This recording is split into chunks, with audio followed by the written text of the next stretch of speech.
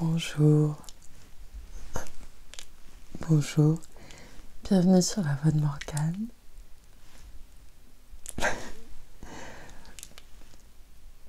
Ce n'est pas un gag, c'est juste que je suis un peu malade. Je n'ai pas beaucoup parlé, alors peut-être que ma voix va un peu s'ouvrir avec la lecture, j'espère. Voilà, je suis très heureuse de lire, ça fait longtemps que je n'ai pas pu lire. Donc je suis désolée pour ça et puis pour ce look chasse et pêche. Peut-être que je vais faire une spéciale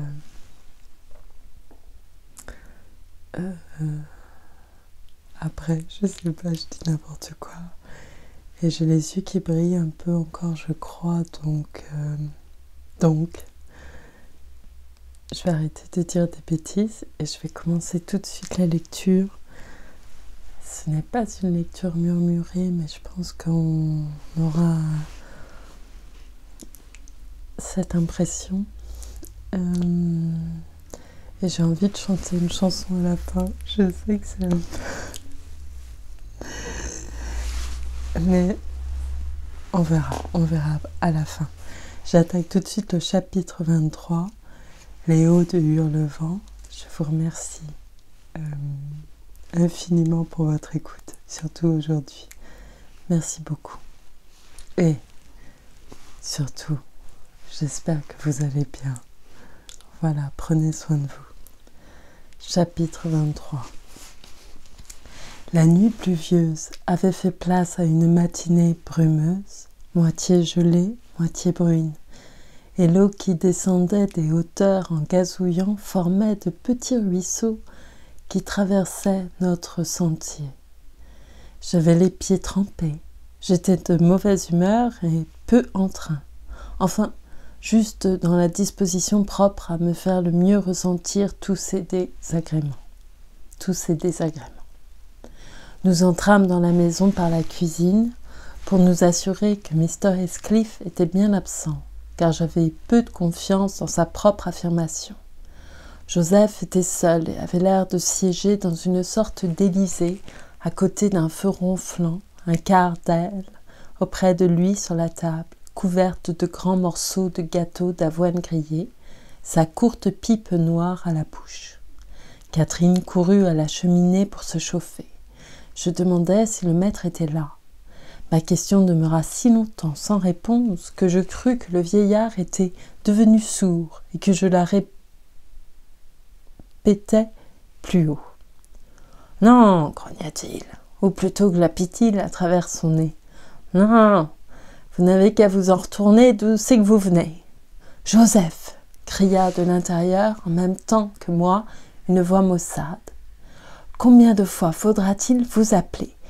Il n'y a plus que quelques cendres rouges. Joseph, venez sur le champ. » De vigoureuses bouffées de sa pipe et un regard résolu vers la grille du foyer indiquèrent qu'il refusait de prêter l'oreille à cet appel.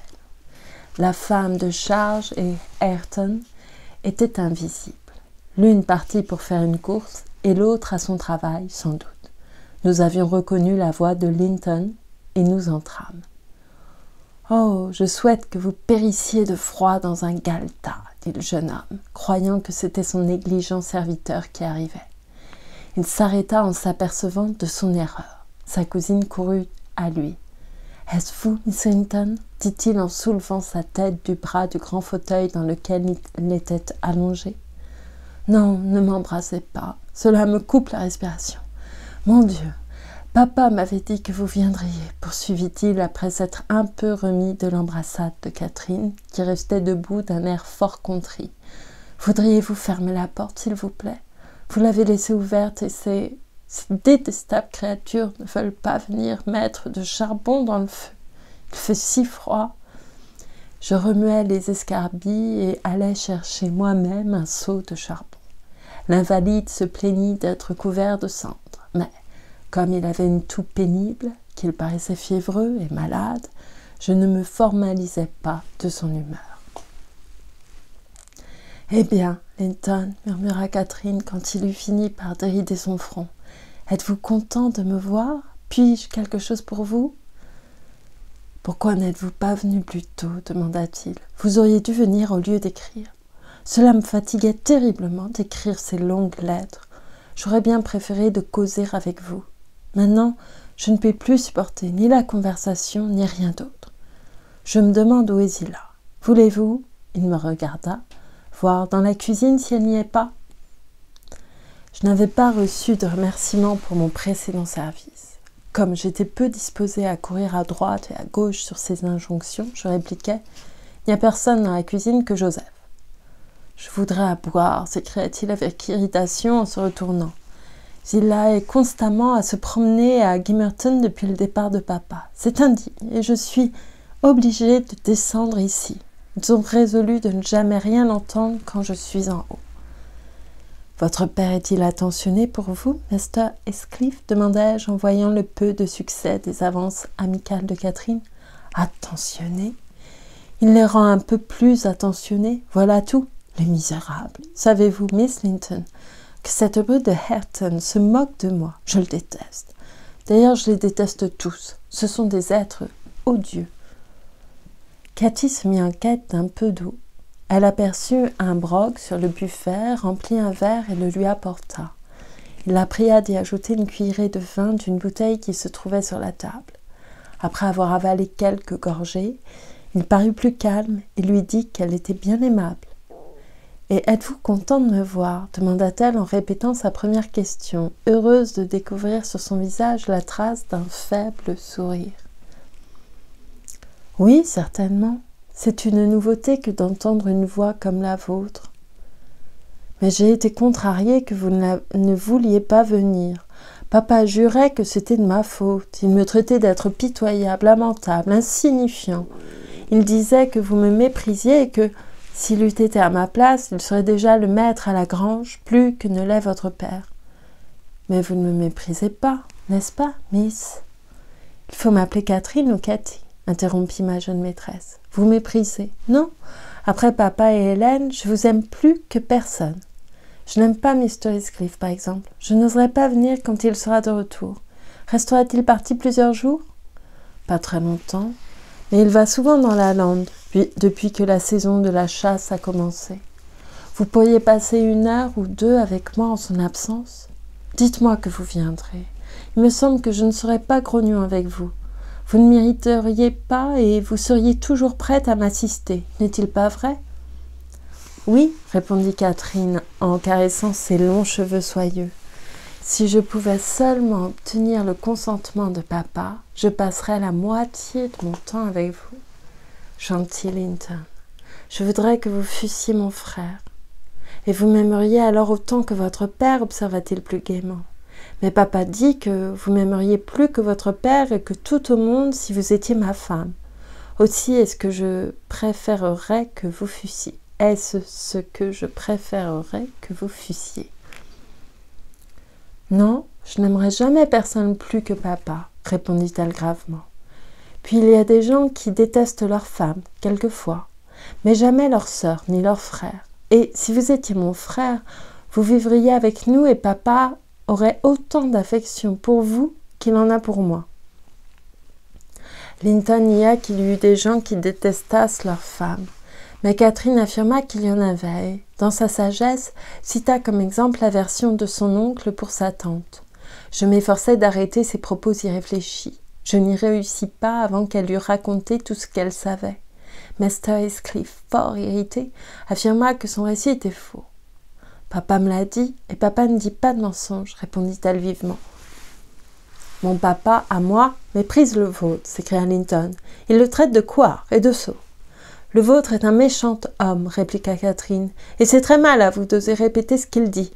Il faut qu'il soit bien méchant pour que tante Isabelle l'ait abandonné comme elle l'a fait. » « Elle ne l'a pas abandonné, vous n'avez pas le droit de me contredire. »« Elle l'a abandonné, » cria ma jeune maîtresse. « Eh bien, je vais vous dire quelque chose. Votre mère haïssait votre père, voilà. »« Oh !» s'écria Catherine, trop exaspérée pour pouvoir continuer. « Et elle aimait le mien. Petit menteur, je vous déteste maintenant. » Elle haletait, la figure toute rouge de colère. « Oui, oui, elle l'aimait, chantonna Linton. Il s'enfonça dans son fauteuil et renversa la tête pour jouir de l'émotion de son interlocutrice qui était derrière lui. « Silence, Mr. Heathcliff, dis-je. C'est votre père qui vous a raconté cela aussi, je suppose. »« Pas du tout, taisez-vous. Elle l'aimait.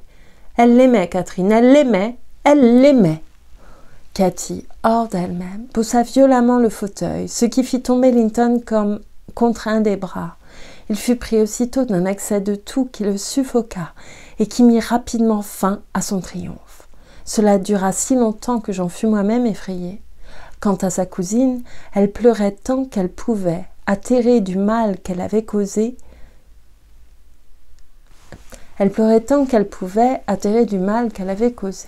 Elle ne dit pourtant pas un mot. Je le soutins jusqu'à ce que l'accès fût passé. Alors il me repoussa et inclina silencieusement la tête. Catherine cessa ses lamentations. Elle aussi prit un siège en face de lui et regarda le feu d'un air grave. « Comment vous sentez-vous maintenant, Mr. Heathcliff » demandai-je au bout de 10 minutes. « Je voudrais qu'elle éprouvât ce que j'éprouve, » répondit-il. « Malfaisante, cruelle créature.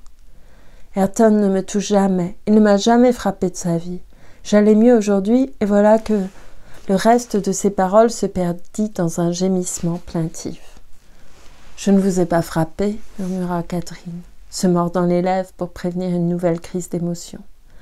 Pendant un quart d'heure, il soupira et gémit, comme s'il souffrait beaucoup, pour inquiéter sa cousine, apparemment, car chaque fois qu'il l'entendait étouffer un sanglot, il s'efforçait de rendre plus pathétiques les manifestations de sa douleur.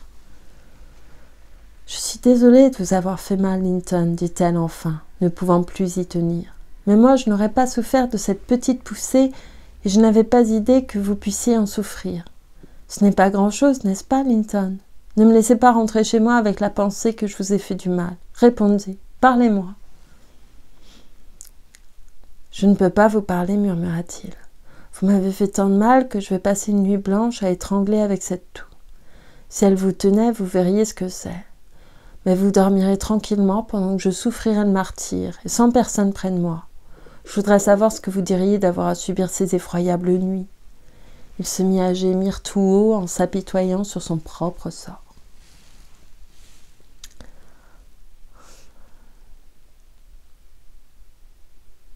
« Puisque vous avez l'habitude de passer des nuits terribles, dis-je, ce n'est pas Miss qui aura troublé votre tranquillité. C'eût été la même chose si elle ne fût pas venue.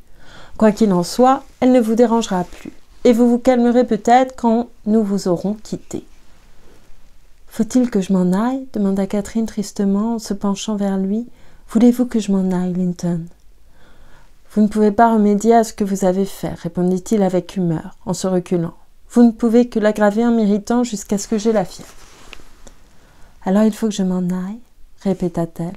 « Laissez-moi tranquille au moins. Je ne puis pas supporter le bruit de vos paroles. » Elle hésitait et résista longtemps à mes efforts pour la décider à partir. Mais, comme il ne levait pas la tête, ne parlait pas, elle finit par faire un mouvement vers la porte et je la suivis. Un cri nous rappela. Linton avait glissé de son siège sur la pierre du foyer et restait là, à se débattre, par pure perversité d'enfant qui se complaît dans son mal et qui a résolu d'être aussi insupportable et odieux que possible. Sa conduite ne laissait pas de doute sur ses intentions, et je vis aussitôt que ce serait folie de vouloir essayer de le satisfaire. Mais ma compagne ne pensait pas de même. Elle revint en courant, tout effrayée, s'agenouilla, pleura, caressa, supplia, tant et si bien qu'il finit par se calmer, faute de souffle, mais pas du tout par remords de la désolation où il la plongeait. « Je vais le mettre sur le banc, dis-je. Sur le banc, dis-je, et il se roulera comme il voudra. Nous ne pouvons pas rester ici à le veiller. Je pense que vous êtes convaincue, Miss Cathy, que vous n'êtes pas la personne dont la présence peut le soulager et que son état de santé ne tient pas à son attachement pour vous. Là, le voilà installé. Venez. Dès qu'il verra qu'il n'y a plus personne pour s'occuper de ses sottises, il sera trop heureux de rester tranquille. » Elle plaça un coussin sous sa tête et lui offrit un peu d'eau qu'il repoussa. Puis il se tourna et se retourna péniblement sur le coussin, comme si c'eût été une pierre ou une pièce de bois. Elle essaya de le disposer plus commodément. « Cela ne peut pas aller, dit-il.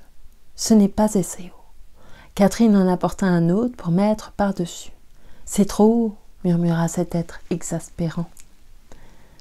« Comment faut-il que je l'arrange alors ?» demanda-t-elle d'un air désespéré.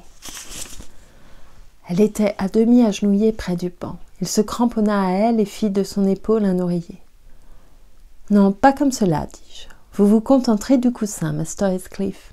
Miss a déjà perdu trop de temps avec vous. Nous ne pouvons pas rester 5 minutes de plus. »« Si, nous le pouvons, » répliqua Catherine. « Il est sage et patient maintenant. Il commence à comprendre que j'aurai bien plus de chagrin que lui cette nuit, si j'ai lieu de croire que ma visite a aggravé son état. Et alors je n'oserai pas revenir. Dites-moi la vérité là-dessus, Linton, car il ne faut pas que je revienne si je vous ai fait du mal. » « Il faut que vous reveniez pour me guérir. Vous devez venir précisément parce que vous m'avez fait mal, grand mal, vous le savez bien. Je n'étais pas aussi souffrant quand vous êtes arrivé alors que je le suis, que vous êtes arrivé que je le suis à présent. N'est-ce pas vrai? Mais vous vous êtes rendu malade vous-même à force de pleurer et de vous mettre en colère, fis-je observer. Ce n'est pas moi qui en suis cause, dit sa cousine. En tout cas, nous allons être bons amis, à présent. Vous avez besoin de moi. Vous aimeriez vraiment à me voir de temps en temps? Je vous l'ai dit, reprit-il avec impatience. Asseyez-vous sur le banc et laissez-moi m'appuyer sur vos genoux. C'est ainsi que faisait maman pendant des après-midi entières. Ne bougez pas, ne parlez pas. Mais vous pouvez me chanter une chanson, si vous savez chanter. Ou vous pouvez me dire une longue, jolie et intéressante ballade, une de celles que vous m'aviez promis de m'apprendre, ou une histoire. Pourtant, j'aimerais mieux une ballade. Commencez. Catherine récita la plus longue de celles qu'elle put se rappeler. Ce passe-temps leur plaisait énormément à tous deux. Linton en voulut une autre, et encore une autre, en dépit de mes vives objections. Ils continuèrent de la sorte jusqu'à ce que la pendule sonna midi. Nous entendîmes dans la cour Hareton qui rentrait pour dîner. « Et demain, Catherine, viendrez-vous demain » demanda le jeune Heathcliff. Il la retenait par sa robe tandis qu'elle se levait à contre-cœur. « Non, répondis-je, ni après-demain non plus. » Mais elle lui fit évidemment une réponse différente, car le front de Linton s'éclaira comme elle se baissait et lui chuchotait quelque chose à l'oreille. « Vous ne viendrez pas demain, ne l'oubliez pas, miss, commençai-je dès que nous fûmes hors de la maison. Vous n'y songez pas, je pense. » Elle sourit. « Oh, j'y veillerai, repris-je. Je ferai réparer cette serrure et vous ne pouvez pas vous échapper par ailleurs. »« Je puis passer par-dessus le mur, dit-elle en riant. La grange n'est pas une prison, Hélène, et vous n'êtes pas ma geôlière. Puis j'ai presque 17 ans, je suis une femme. Je suis sûre que Linton se rétablirait vite s'il m'avait auprès de lui pour le soigner. Je suis plus âgée que lui, vous savez, et plus raisonnable, moins enfant. Vous ne le nierez pas. Je me ferai bien vite obéir de lui en le cajolant un peu. C'est un vrai petit bijou quand il est sage. J'en ferai un agneau apprivoisé, s'il était à moi. Nous ne nous querellerions jamais, bien certainement, quand nous serions habitués l'un à l'autre. Est-ce que vous ne l'aimez pas, Hélène ? L'aimer, m'écriai-je. C'est le plus hargneux des enfants maladifs qui ait jamais lutté pour traverser l'adolescence. Par bonheur, comme le précisait Mr. Heathcliff, il n'atteindra pas sa 20e année. Je doute même qu'il voit le prochain printemps, et ce ne sera pas une grosse perte pour sa famille quand il disparaîtra. Il est heureux pour nous que son père l'ait repris. Plus on le traiterait avec douceur, plus il serait insupportable et égoïste. Je suis bien contente que vous n'ayez aucune chance de l'avoir pour époux, Miss Catherine. » Ma compagne devint sérieuse en entendant ce discours. Parler de la mort de Linton avec autant d'insouciance blessait ses sentiments. « Il est plus jeune que moi, reprit-elle après une méditation prolongée. Il devrait vivre plus longtemps. Il vivra. Il faut qu'il vive aussi longtemps que moi. Il se porte maintenant aussi bien que quand il est arrivé dans le Nord, j'en suis certaine. Ce n'est qu'un rhume qui le fait souffrir, un rhume comme celui de papa. Vous dites que papa guérira, et pourquoi pas lui ?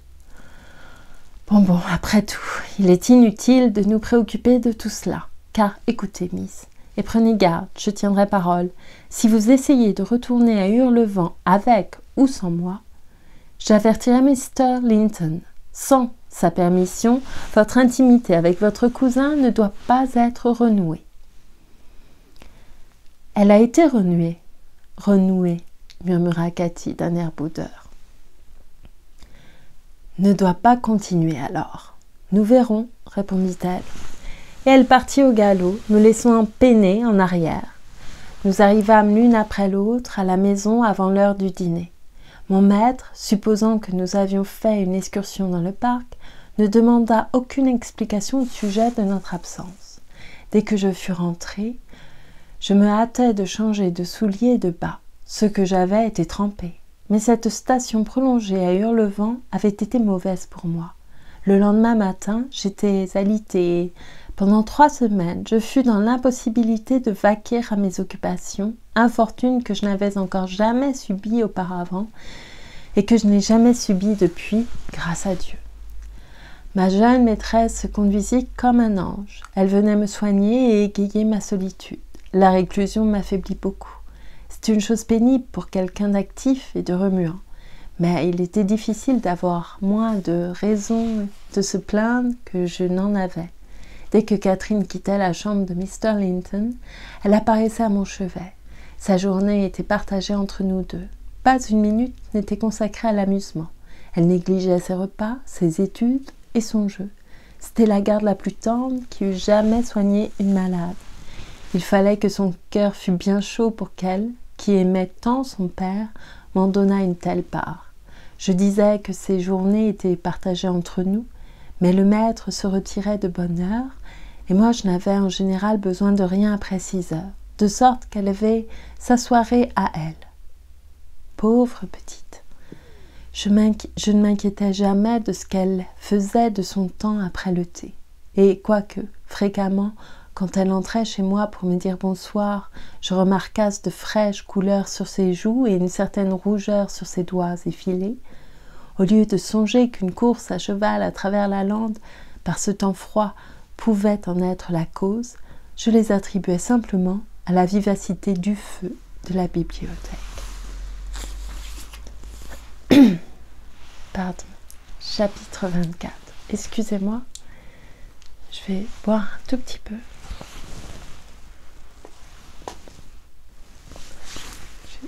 Je vais me tourner du côté opposé du micro, au micro.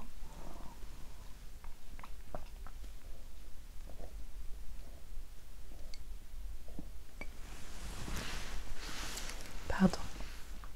Excusez-moi. Chapitre 24.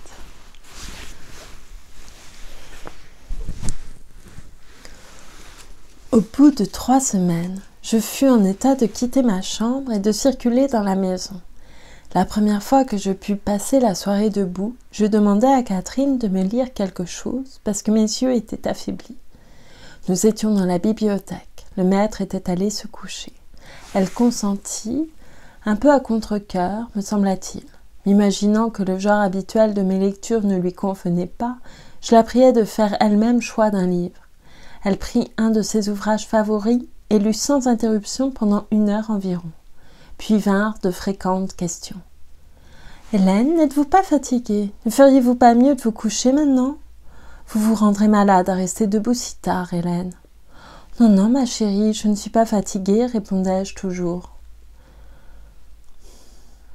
Voyant qu'il était impossible de me faire bouger, elle essaya d'une autre méthode pour manifester le déplaisir que lui causait son occupation. Elle se mit à bâiller, à s'étirer, puis « Hélène, je suis fatiguée. »« Eh bien, cessez de lire et causons. » Ce fut bien pis. Elle s'agitait, soupirait, regardait sa montre et enfin, à 8 heures, elle regagna sa chambre, accablée de sommeil. À en juger par son air maussade et ses yeux lourds qu'elle ne cessait de frotter. Le lendemain soir, elle parut plus impatiente encore, et la 3e soirée, depuis qu'elle avait recouvré ma compagnie, elle se plaignit d'un mal de tête et me quitta. Je trouvais sa conduite singulière. Après être restée seule assez longtemps, je me décidai à aller voir si elle était mieux et à lui demander de venir s'étendre sur le sofa au lieu de rester en haut dans l'obscurité. Mais impossible de découvrir Catherine ni en haut ni en bas. Les domestiques affirmèrent qu'ils ne l'avaient pas vue. J'écoutais à la porte de Mr. Edgar, tout était silencieux. Je retournai à sa chambre, éteignis ma bougie et m'assis à la fenêtre. La lune brillait d'un vif éclat. Le sol était saupoudré de neige. Je me dis que peut-être elle avait eu l'idée de faire un tour dans le jardin pour se rafraîchir. Je distinguais une silhouette qui se glissait le long de la haie à l'intérieur du parc. Mais ce n'était pas ma jeune maîtresse. Quand la silhouette émergea dans la lumière, je reconnus un des palefreniers.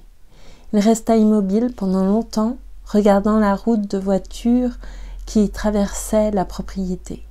Puis il partit d'un bon pas, comme s'il avait découvert quelque chose, et reparut bientôt, conduisant le poney de Miss.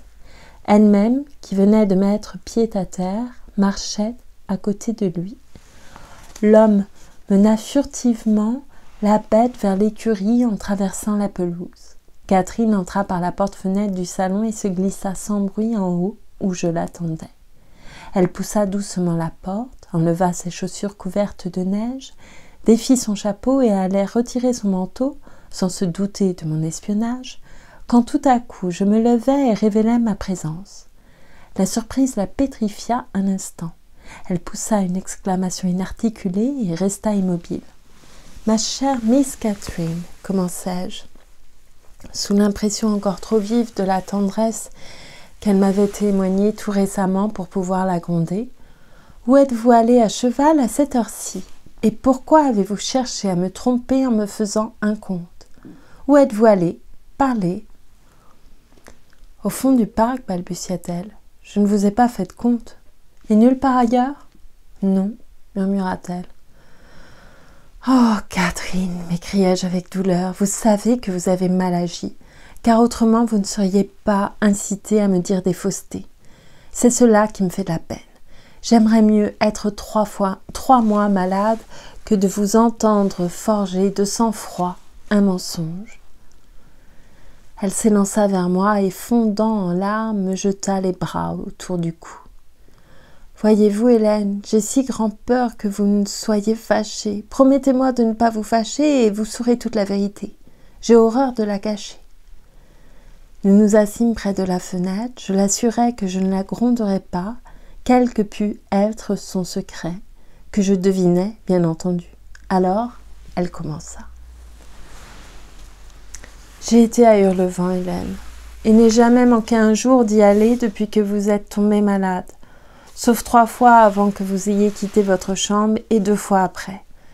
J'ai donné à Michel des livres et des images afin qu'il prépare Minnie tous les soirs et qu'il la ramène à l'écurie. Il ne faut pas que vous le grondiez non plus, lui, n'est-ce pas? J'arrivais à Hurlevent vers 6h30, puis je rentrais au galop. Ce n'était pas pour m'amuser que j'allais là-bas. J'étais souvent bien malheureuse tout le temps. Quelquefois seulement j'étais heureuse, 1 fois par semaine peut-être.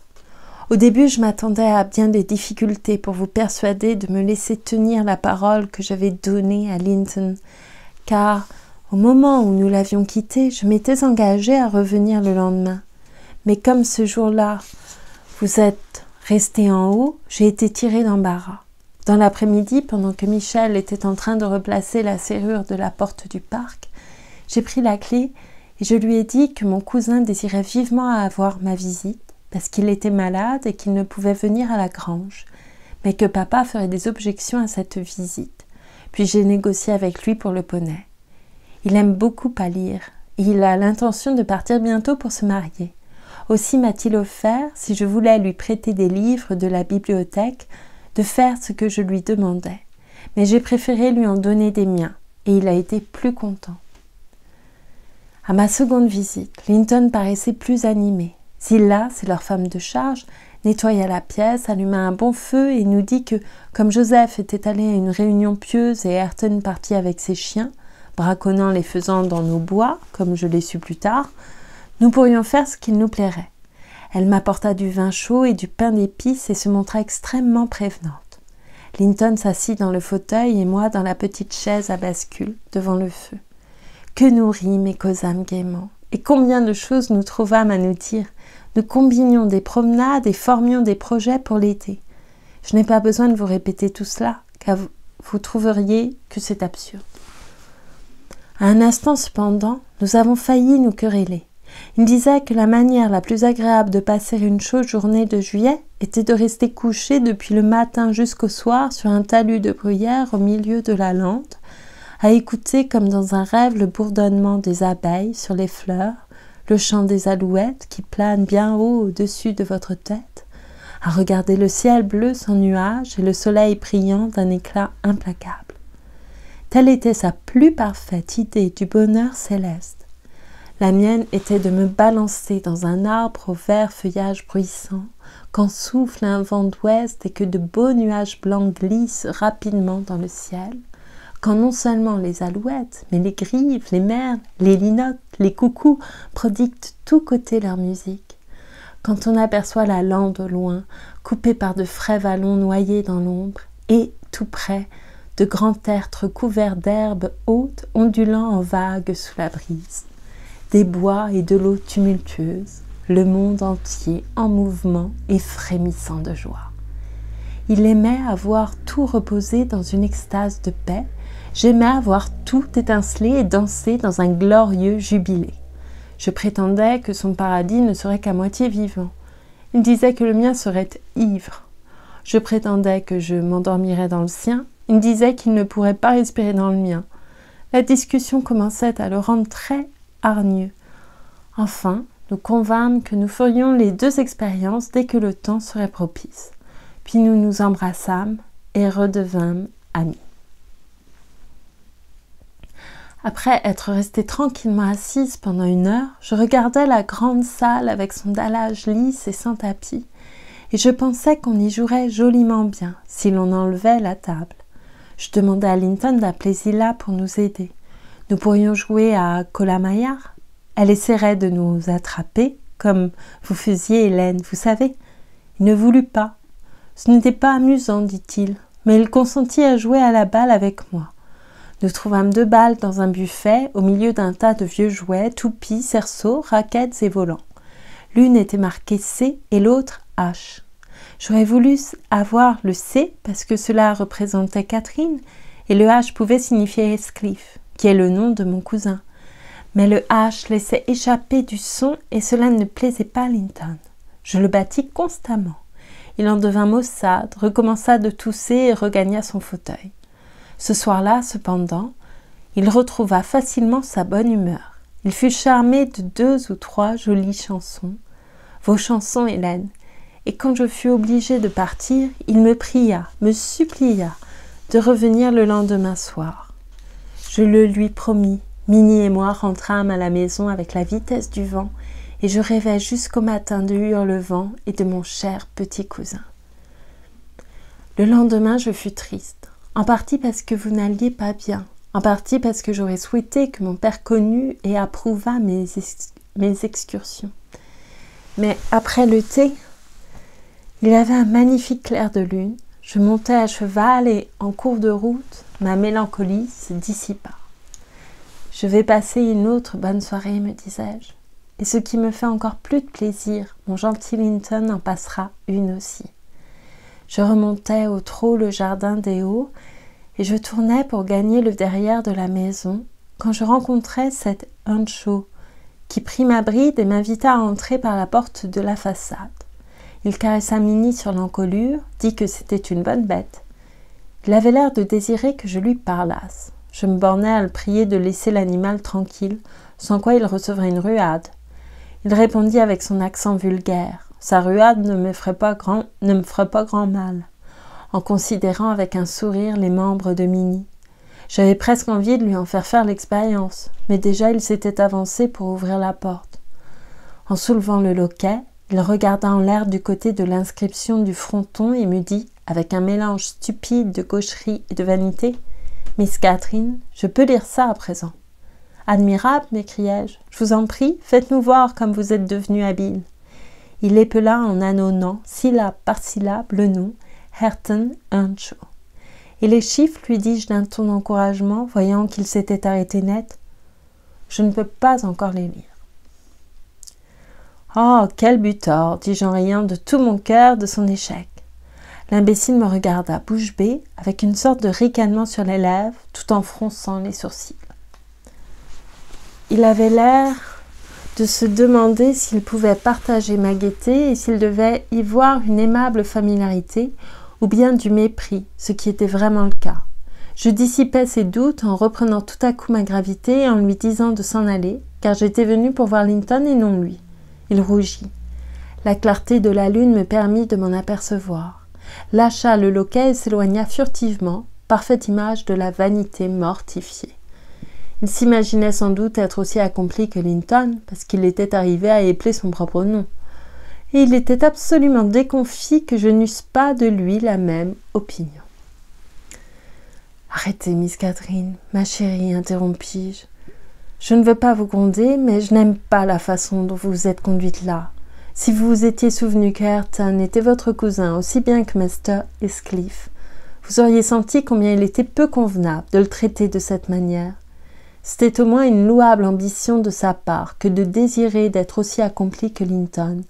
Et il est probable que ce n'est pas simplement par ostentation qu'il s'était mis à l'étude. Vous l'aviez déjà fait rougir de son ignorance auparavant, j'en suis certaine. Il voulait y remédier, vous plaire. C'était faire preuve de très mauvaise éducation que de vous moquer de sa tentative imparfaite. Si vous aviez été élevé comme lui, auriez-vous été plus raffiné? Enfant, il se montrait aussi vif et intelligent que vous ne l'avez jamais été. Et je suis choquée qu'on le méprise maintenant parce que ce vil Heathcliff l'a traité aussi injustement. « Allons, Hélène, vous n'allez pas en pleurer, n'est-ce pas ?» s'écria-t-elle, surprise de mon ton sérieux. « Mais attendez, vous allez voir s'il apprenait son alphabet pour me faire plaisir et si cette brute méritait qu'on fût poli pour elle. » J'entrai. Linton était étendu sur le banc et se souleva pour me dire bonjour. « Je suis souffrant ce soir, ma chère Catherine. Il faut que ce soit vous qui parliez seule, et je vous écouterai. Venez, asseyez-vous près de moi. J'étais sûre que vous ne manqueriez pas à votre parole. Et il faudra avant que vous partiez et que je vous fasse promettre encore de revenir. » Je savais maintenant qu'il ne fallait pas le tourmenter quand il était malade. Je lui parlais doucement. Je ne lui fis pas de questions et j'évitais de l'irriter en quoi que ce fût. J'avais apporté pour lui quelques-uns de mes plus jolis livres. Il me pria de lui faire la lecture et j'allais commencer quand Earnshaw ouvrit brusquement la porte. Le venin lui était venu avec la réflexion. Il s'avança droit sur nous, saisit Linton par le bras et l'arracha de son siège. « Va-t'en dans ta chambre, dit-il d'une voix que la passion rendait presque inarticulée. Sa figure était gonflée de colère. « Emmène-la avec toi, puisqu'elle vient pour te voir. Tu ne m'empêcheras pas de rester ici. Allez-vous-en tous les deux. » Il nous lança quelques jurons et, sans laisser à Linton le temps de répondre, le jeta presque dans la cuisine.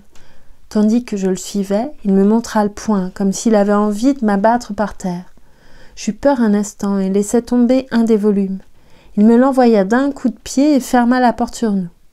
J'entendis un rire mauvais et chevrotant du côté de la cheminée, et, en me retournant, j'aperçus cet odieux Joseph, debout, frottant ses mains osseuses et tout frissonnant. « Je suis bien sûr qu'il vous fourrerait dehors. C'est un rude corps. En v'là un qu'a l'esprit juste, il sait. Oui, il sait aussi bien que moi. Qui c'est qui devrait être le maître ici? Hé hé hé, et vous a fait de guerre pire proprement, hein? Hé hé hé. Où faut-il que nous allions? demandai-je à mon cousin, sans faire attention aux railleries du vieux coquin. Linton était pâle et tremblait. Il n'était pas joli à ce moment-là, Hélène. Oh non, il était effrayant à voir. Sa figure mince et ses grands yeux étaient tout déformés par une expression de fureur frénétique et impuissante. Il saisit la poignée de la porte et la secoua. Elle était fermée en dedans. « Si vous ne me laissez pas entrer, je vous tuerai. Si vous ne me laissez pas entrer, je vous tuerai, disait-il, ou plutôt hurlait-il.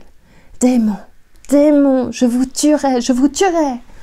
Joseph fit entendre de nouveau son rire croissant. « Ah ah, ça c'est le père, s'écria-t-il, ça c'est le père. Nous avons toujours en nous quelque chose de chaque côté. T'inquiète pas, Ayrton, mon gars. Y a pas peur. Il ne peut point arriver jusqu'à toi. » Je pris Linton par les mains et essayai de le tirer en arrière. Mais il se mit à hurler si affreusement que je n'osais pas continuer. À la fin, ses cris furent étouffés par une terrible quinte de toux. Le sang lui sortait de la bouche et il tomba sur le sol. Je courus dans la cour, folle de peur, et appelai Zilla de toutes mes forces. Elle m'entendit bientôt. Elle était en train de traire les vaches sous un hangar derrière la grange. Elle accourut et me demanda ce qu'on réclamait d'elle. Je n'avais pas assez de souffle pour lui répondre.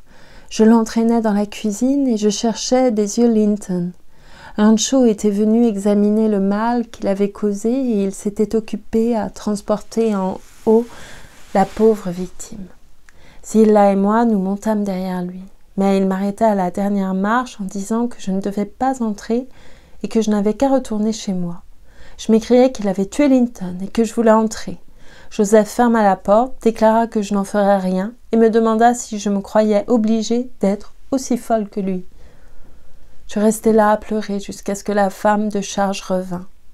Elle affirma qu'il serait mieux dans un instant, mais qu'il ne pouvait pas se passer de hurler et de faire du vacarme.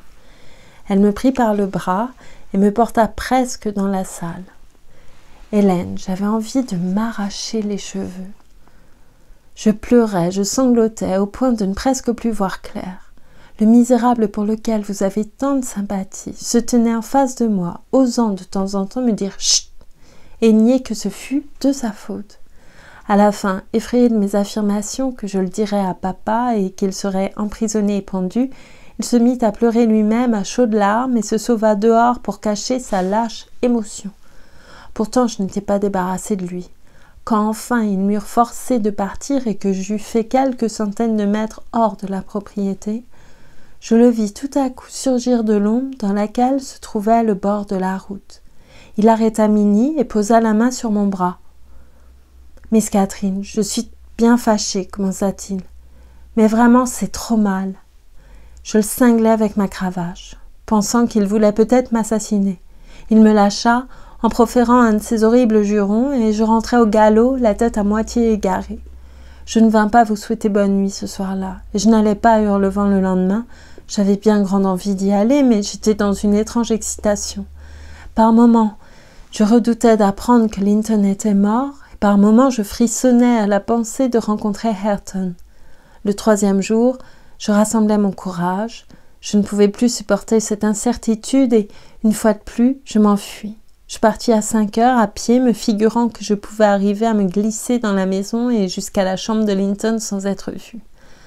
Mais les chiens donnèrent l'alarme à mon approche. Zilla me reçut, me dit que le garde se rétablissait gentiment et me conduisit dans une petite pièce propre avec un tapis où, à mon inexprimable joie, j'aperçus Linton couché sur un petit sofa et occupé à lire un de mes livres.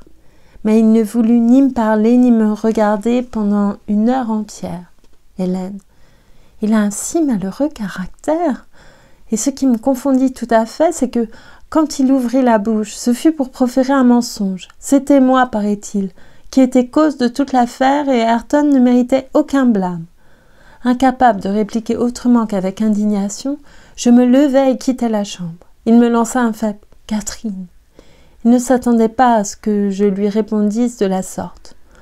Mais je ne voulus pas me retourner.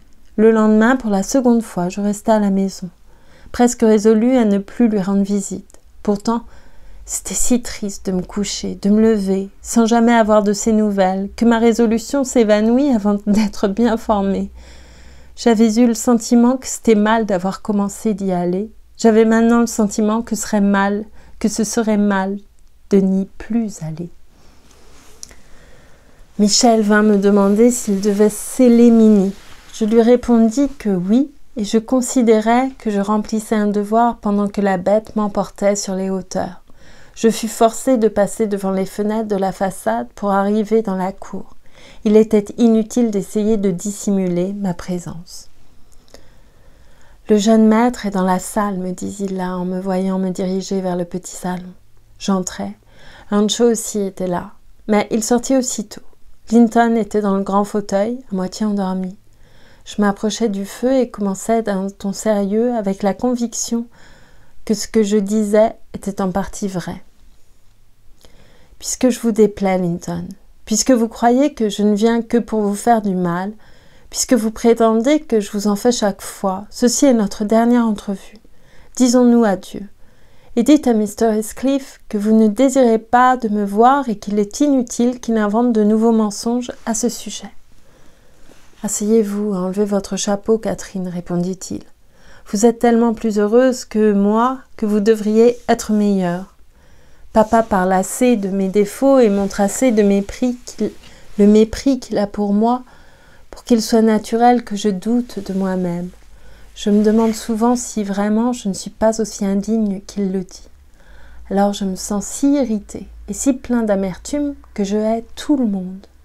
Oui, je suis indigne et de méchante humeur et de méchant esprit, presque toujours. Si vous le voulez, vous pouvez me dire adieu. Vous serez débarrassée d'un ennui. Seulement, Catherine, rendez-moi cette justice. Croyez que si je pouvais être aussi doux, aussi aimable, aussi bon que vous, je le serais. J'aimerais autant cela, et même plus, que d'avoir votre santé et votre bonheur. Croyez aussi que votre bonté m'a fait vous aimer plus profondément que si je méritais votre amour, et, quoique je n'ai pas pu et que je ne puisse pas m'empêcher de vous laisser voir ma nature, je le regrette et je m'en repens. Je le regretterai et je m'en repentirai jusqu'à ma mort. Je sentais qu'il disait la vérité, que je devais lui pardonner et que, s'il recommençait à me chercher querelle dans un instant, je devrais lui pardonner encore. Nous nous réconciliâmes, mais nous pleurâmes l'un et l'autre pendant tout le temps de ma visite. Non pas uniquement de chagrin, pourtant j'étais bien affligée que Linton eût cette nature tourmentée. Jamais il ne laissera ses amis en paix et jamais il ne sera en paix lui-même. Depuis ce soir-là, je suis toujours allée dans son petit salon, car son père revint le lendemain. 3 fois environ, je crois, nous avons été gais et confiants, comme le premier soir. Toutes mes autres visites ont été tristes et troublées, tantôt par son égoïsme et sa maussaderie, tantôt par ses souffrances. Mais j'ai appris à tout supporter avec une patience à peu près égale. Mr. Heathcliff m'évite à dessein, c'est à peine si je l'ai aperçu. Dimanche dernier, il est vrai, étant arrivé plus tôt que d'habitude, je l'ai entendu injurier cruellement Linton à cause de sa conduite de la veille au soir. Je ne sais comment il en avait eu connaissance, à moins qu'il ne nous eût écoutés. Linton avait certainement été exaspérant, mais enfin, cela ne regardait personne que moi, et j'interrompis la réprimande de Mr. Heathcliff en entrant et en le lui disant. Il éclata de rire et partit en déclarant qu'il était heureux que je prisse la chose de cette façon. Depuis, j'ai recommandé à Linton de parler à voix basse quand il aurait des choses désagréables à me dire.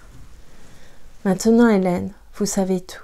M'empêcher d'aller à Hurlevent, ce serait rendre 2 êtres malheureux, tandis que, si vous voulez bien seulement ne pas le dire à papa, mes visites ne troubleront la tranquillité de personne. Vous ne le lui direz pas, n'est-ce pas? Vous seriez sans cœur si vous le lui disiez. Je prendrai une décision d'ici à demain, Miss Catherine, répondis-je. Cela mérite réflexion. Là-dessus, je vous laisse reposer et je vais y penser. J'y pensais tout haut et en présence de mon maître. En quittant la chambre de Catherine, j'allai droit chez lui et lui racontai toute l'histoire, à l'exception des conversations des 2 cousins et sans faire allusion à Ayrton. Mr. Linton fut alarmé et désolé plus qu'il n'en voulut convenir. Le lendemain matin, Catherine apprit que j'avais trahi sa confiance et elle apprit en même temps que c'en était fini de ses visites secrètes. Elle eut beau pleurer, se débattre contre cette défense, implorer son père d'avoir pitié de Linton, tout ce qu'elle obtint comme consolation fut une promesse qu'il écrirait et donnerait au jeune homme la permission de venir à la grange quand celui-ci voudrait, mais en expliquant qu'il ne devait plus s'attendre à voir Catherine à Hurlevent. Peut-être, s'il eût connu le caractère de son neveu et l'état de sa santé, aurait-il jugé bon de ne pas même accorder cette mince satisfaction. Et c'est la fin du chapitre 24. Écoutez, j'ai envie de continuer cette lecture, donc je vais la continuer. Voilà. Je vais juste boire un tout petit peu d'eau, pardon.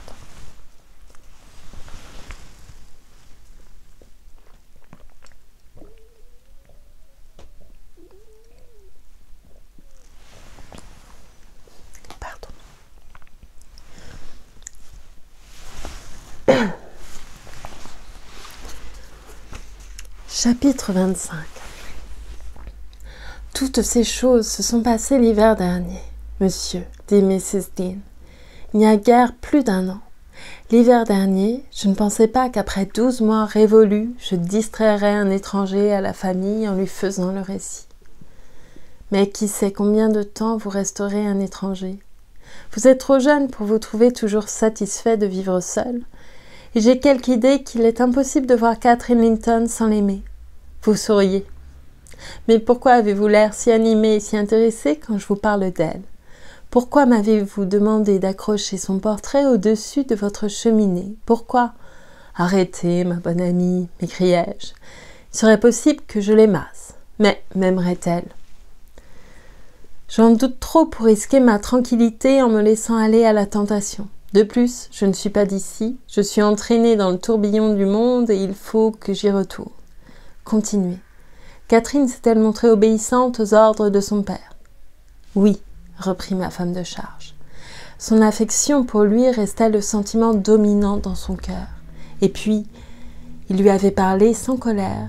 Il lui avait parlé avec la tendresse profonde d'un homme qui est sur le point d'abandonner au milieu de dangers et d'ennemis ce qu'il a de plus cher, sans pouvoir lui léguer d'autre aide et d'autre guide que le souvenir de ses paroles.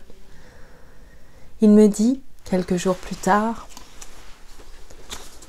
« Je voudrais que mon neveu écrivît Hélène, ou qu'il vînt. Dites-moi sincèrement ce que vous pensez de lui. Est-il changé en mieux, ou y a-t-il du moins quelque espoir qu'il s'améliore en devenant un homme? Il est très délicat, monsieur, et il est peu vraisemblable qu'il atteigne l'âge d'homme. Mais ce que je puis dire, c'est qu'il ne ressemble pas à son père. Si le malheur voulait que Catherine l'épousât, elle pourrait avoir de l'empire sur lui, si toutefois elle ne cédait pas à une indulgence excessive et absurde. D'ailleurs, monsieur, vous aurez tout le temps de le connaître et de juger s'il conviendrait à votre fille, car il s'en faut encore plus de 4 ans qu'il atteigne sa majorité. » Edgar soupira, s'avança vers la fenêtre et regarda dans la direction de l'église de Gimmerton. L'après-midi était brumeuse, mais le soleil de février brillait d'un éclat trouble, et l'on pouvait distinguer tout juste les 2 sapins dans le cimetière et les quelques pierres tombales éparses. « J'ai souvent prié, dit-il en se parlant à moitié à soi-même, pour hâter l'approche de l'événement qui vient. Maintenant, je commence à trembler, à le redouter. Je croyais que le souvenir de l'heure où, nouveau marié, j'ai descendu ce vallon serait moins doux que la perspective de le remonter bientôt, dans quelques mois, dans quelques semaines peut-être, pour être déposé dans ce coin solitaire. Hélène, j'étais bien heureux avec ma petite Cathy. Pendant les soirs d'hiver et les jours d'été, elle a été à mes côtés un vivant espoir.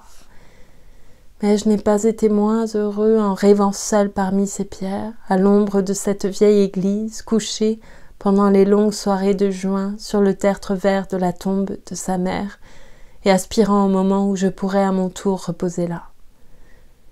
Que puis-je faire pour Cathy? Comment dois-je la quitter? Je ne serais pas arrêtée un instant par la pensée que Linton est le fils de Heathcliff, ni par la pensée qu'il me la prendrait s'il pouvait la consoler de ma perte. Peu m'importerait que Heathcliff arrivât à ses fins et triomphât en me dépouillant de ma dernière consolation. Mais si Linton est un être méprisable, s'il n'est qu'un jouet aux mains de son père, si je ne peux pas la lui abandonner, quelque dur qu'il soit de réfréner sa nature exubérante, il faut que je continue de l'attrister tant que je vivrai, et il faut que je la laisse seule quand je mourrai. La pauvre chérie. J'aimerais mieux la confier à Dieu et la coucher en terre avant moi.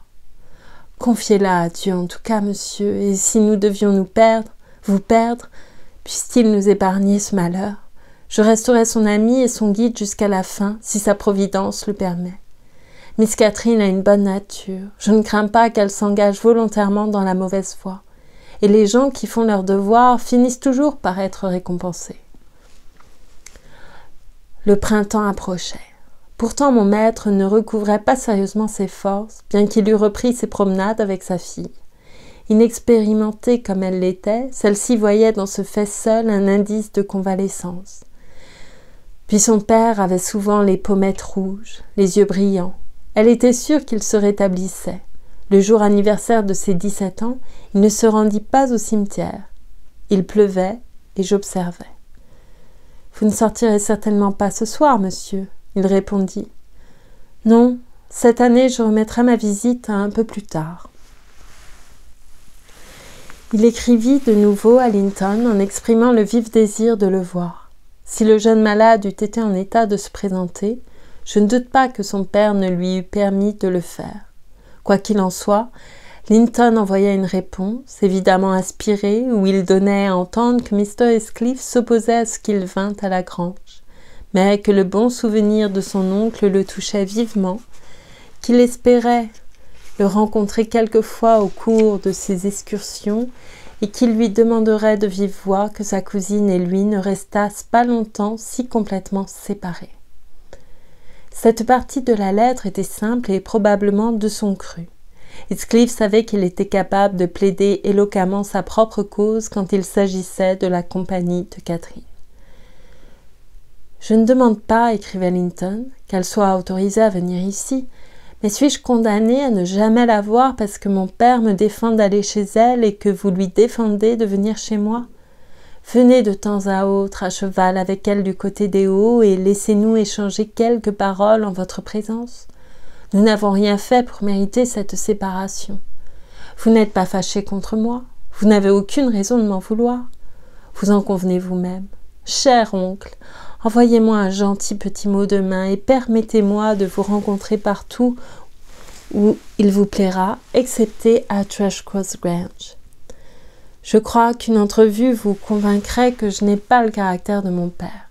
Il affirme que je suis plus votre neveu que son fils. Bien que j'aie des défauts qui me rendent indigne de Catherine, elle les excuse et, pour l'amour d'elle, vous devriez les excuser aussi. Vous me demandez des nouvelles de ma santé.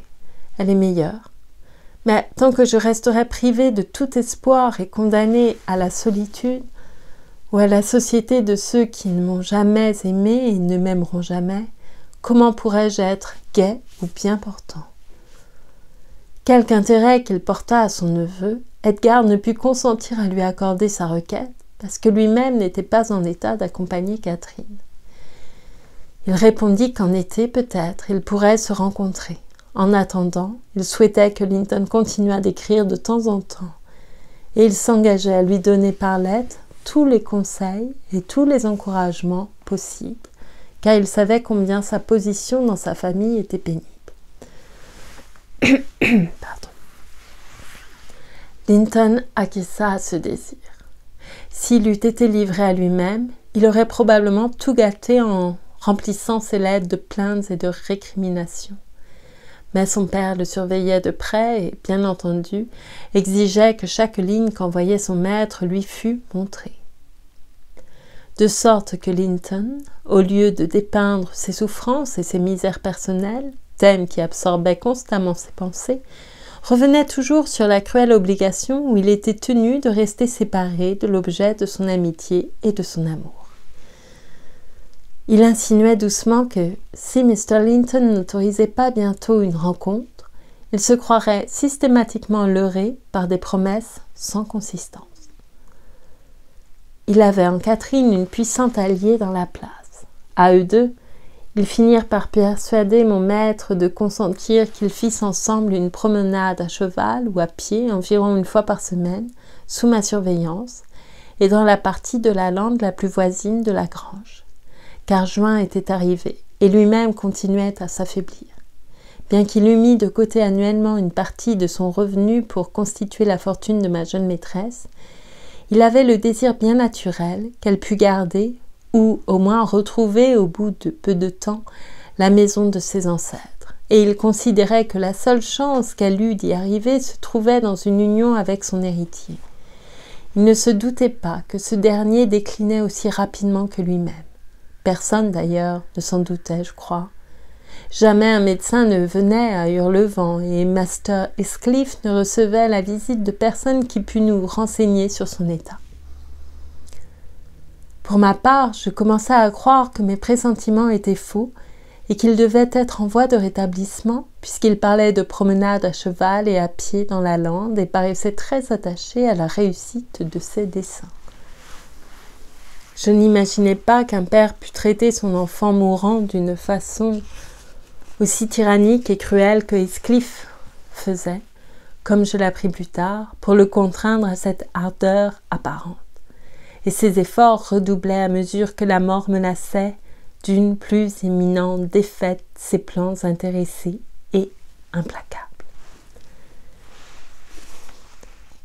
Chapitre 26.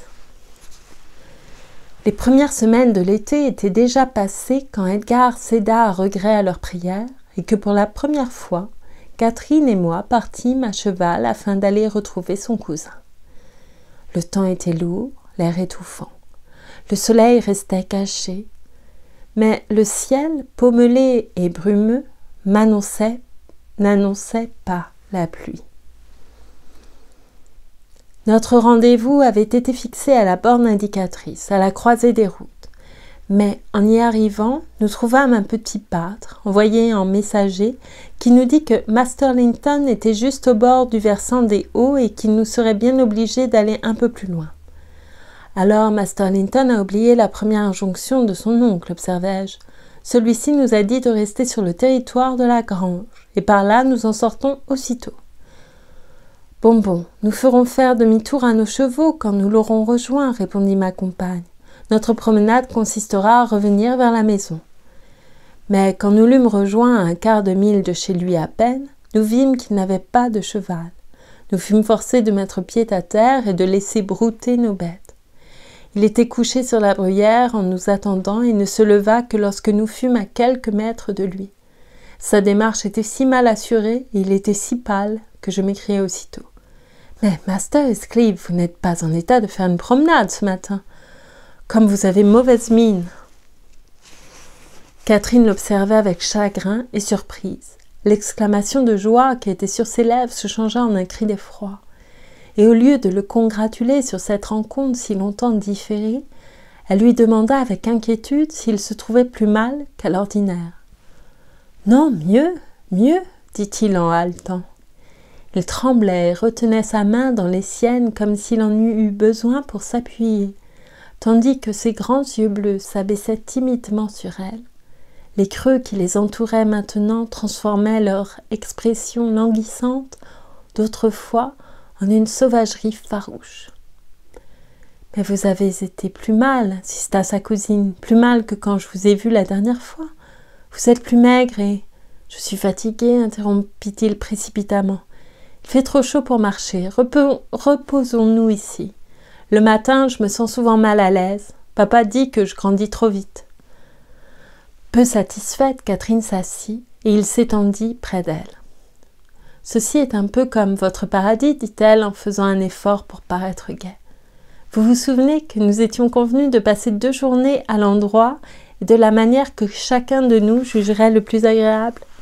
Cette journée-ci est presque la vôtre, sauf qu'il y a des nuages, mais ils sont si doux, si fondus. C'est plus joli que l'éclat du soleil.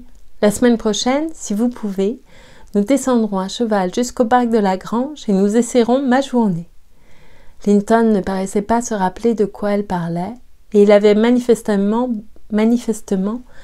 beaucoup de difficultés à soutenir une conversation quelconque. Son manque d'intérêt pour les sujets qu'elle abordait, comme son incapacité à contribuer à la distraire, était si évident qu'elle ne put dissimuler son désappointement. Toute la personne et toutes les manières de son cousin avaient subi une transformation indéfinissable. La maussaderie que les caresses pouvaient changer en tendresse avait fait place à une apathie insouciante. L'humeur contrariante de l'enfant qui s'irrite et se rend insupportable pour se faire câliner était devenue la morosité égoïste d'un invalide invétéré, repoussant les consolations et prête à regarder comme une insulte la bonne humeur et la gaieté des autres.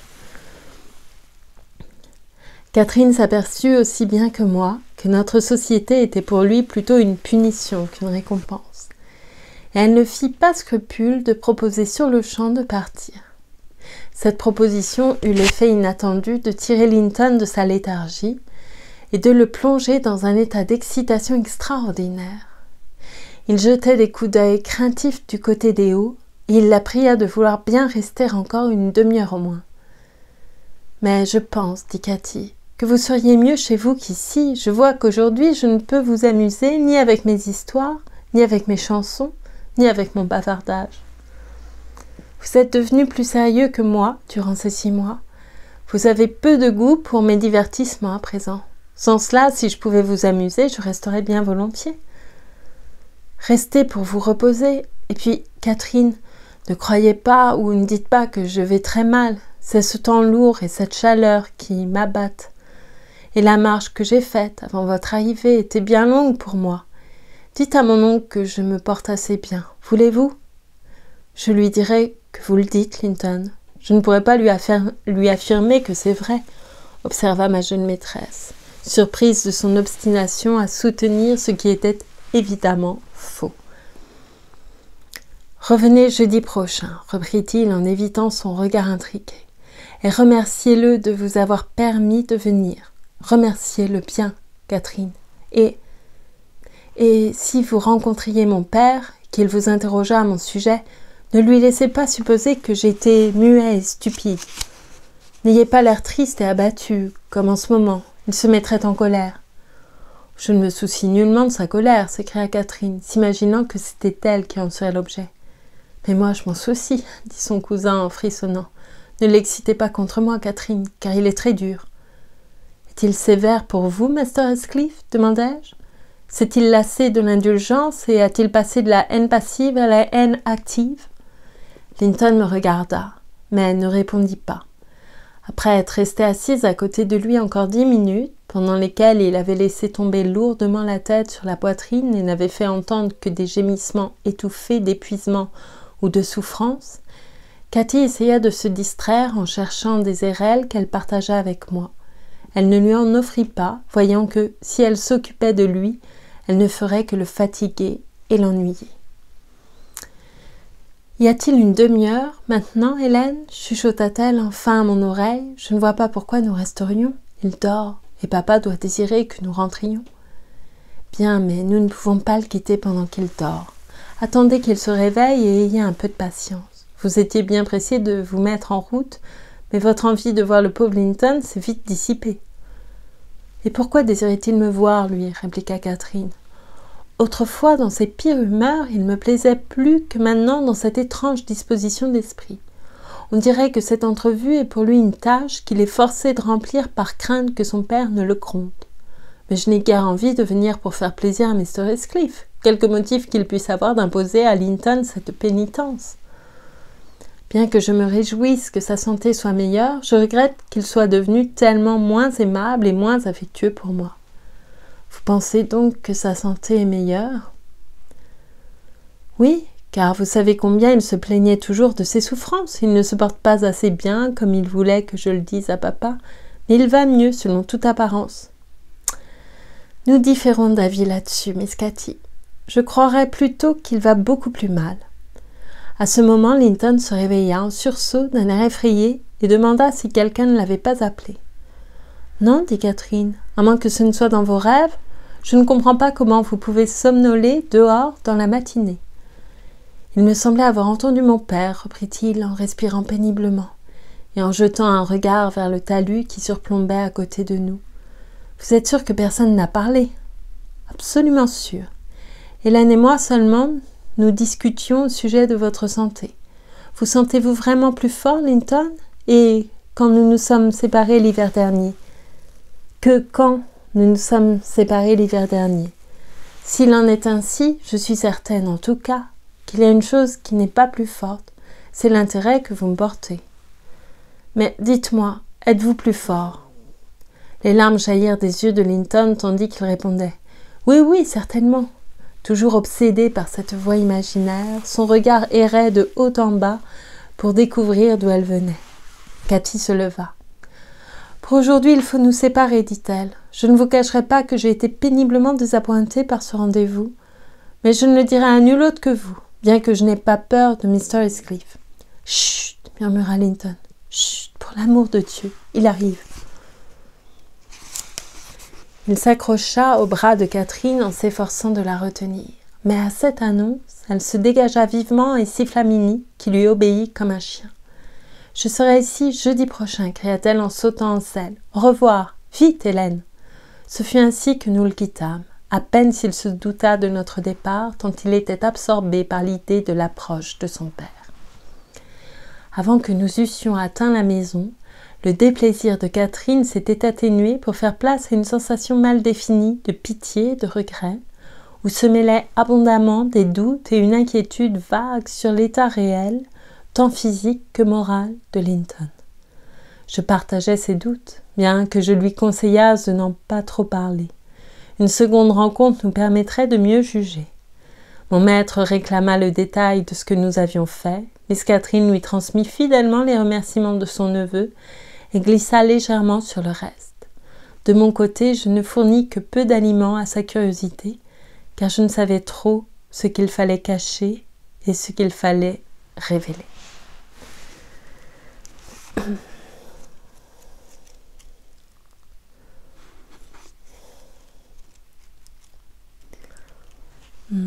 Un dernier chapitre.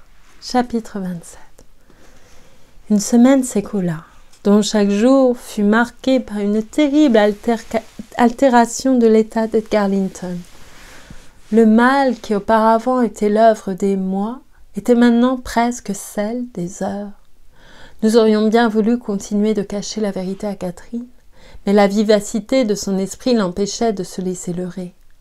Elle devina en secret la terrible probabilité qui, peu à peu, devenait une certitude. Elle en fut dès lors obsédée. Quand revint le jeudi, elle n'eut pas le courage de faire allusion à sa promenade à cheval. Ce fut moi qui en parlai à sa place et j'obtins l'autorisation de la forcer de sortir. Car la bibliothèque, où mon maître passait chaque jour quelques instants, les courts instants où il pouvait se tenir debout, et la chambre de son père étaient devenues tout l'univers de Catherine. Elle éprouvait comme du remords quand elle n'était pas penchée sur son oreiller ou assise à côté de lui. Les veillées et le chagrin l'avaient rendue pâle et mon maître l'envoya volontiers faire cette course où il se flattait qu'elle trouverait un heureux changement d'air et de société. L'espoir qu'elle ne serait pas entièrement seule après sa mort était pour lui un réconfort. Il avait une idée arrêtée, que me révélèrent différentes observations qui lui échappèrent. C'était que, si son neveu lui ressemblait physiquement, il devait aussi lui ressembler moralement, car les lettres de Linton ne fournissaient que peu ou pas d'indices des défauts de son caractère. Et moi, par une faiblesse excusable, je m'abstins de redresser son erreur. Je me demandais quel bien il y aurait à troubler ces derniers moments par une information qu'il n'aurait ni le pouvoir ni l'occasion de mettre à profit. Nous différâmes notre excursion jusqu'à l'après-midi. Une après-midi dorée d'août. Chaque souffle qui venait des hauteurs était si plein de vie qu'il semblait que celui-ci qui le respirait, fût-il mourant, dût revivre. Le visage de Catherine était exactement semblable au paysage. Les ombres et les rayons de soleil s'y succédaient avec rapidité. Mais les ombres y restaient plus longtemps, les rayons de soleil y étaient plus fugitifs, et son pauvre petit cœur se reprochait même ses oublis passagers de ses soucis. Nous aperçûmes Linton qui nous attendait au même endroit qu'il avait choisi la fois précédente. Ma jeune maîtresse mit pied à terre et me dit que, comme elle était résolue de ne s'arrêter que fort peu de temps, je ferais mieux de tenir le poney en restant à cheval. Mais je refusais. Je ne voulais pas courir le risque de perdre de vue une minute l'objet de ma surveillance. Nous montâmes donc ensemble la pente couverte de bruyères. Master Heathcliff nous reçut cette fois avec plus d'animation. mais ce n'était l'animation ni de l'entrain, ni de la joie. Elle ressemblait plutôt à de la peur. « Il est tard, dit-il d'une voix entrecoupée et pénible. Votre père n'est-il pas très malade?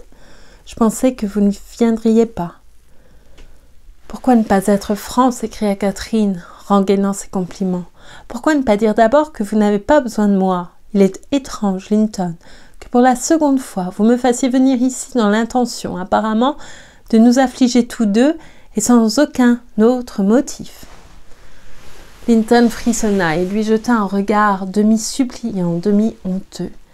Mais sa cousine n'avait pas la patience suffisante pour supporter cette conduite énigmatique. « Oui, mon père est très malade, dit-elle. Et pourquoi ai-je dû quitter son chevet? Pourquoi ne m'avez-vous pas envoyé un mot pour me délier de ma promesse, puisque vous souhaitiez que je ne l'atteinte pas? Allons, je désire une explication. Le jeu et le badinage sont complètement bannis de mon esprit et je n'ai pas de temps à perdre, aujourd'hui à regarder vos simagrées. » « Mes simagrées, murmura-t-il. Où sont-elles? Pour l'amour du ciel, Catherine, n'ayez pas l'air si fâchée. Méprisez-moi autant que vous voudrez. Je suis un être indigne, un lâche, un misérable.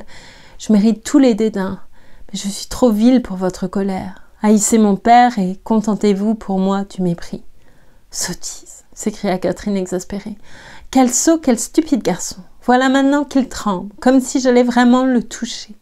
Vous n'avez pas besoin de réclamer le mépris, Linton. Il n'est personne qui ne le tienne spontanément à votre service. Allez-vous-en. Je vais rentrer chez moi, c'est de la folie de vous arracher du coin du feu pour faire semblant. De quoi faisons-nous semblant? Lâchez ma robe. Si j'avais pitié de vos pleurs et de vos airs si effrayés, vous devriez repousser une telle pitié. Hélène, dites-lui que sa conduite est honteuse. Levez-vous et ne vous dégradez pas jusqu'à ressembler à un reptile abject. Entendez-vous? La face ruisselante et angoissée, Linton s'était laissé tomber sur le sol. Il paraissait en proie à une terreur extrême. « Oh » sanglotait-il, « je n'y puis plus tenir, Catherine. Catherine, je suis un traître de surcroît et je n'ose pas vous dire. Mais si vous m'abandonnez, vous me tuez. Chère Catherine, ma vie est entre vos mains. Vous avez dit que vous m'aimiez et si vous m'aimiez, la chose n'aurait pour vous rien de pénible. Vous n'allez pas partir, n'est-ce pas, bonne, douce Catherine? Et peut-être voudrez-vous bien consentir et il me laissera mourir avec vous. »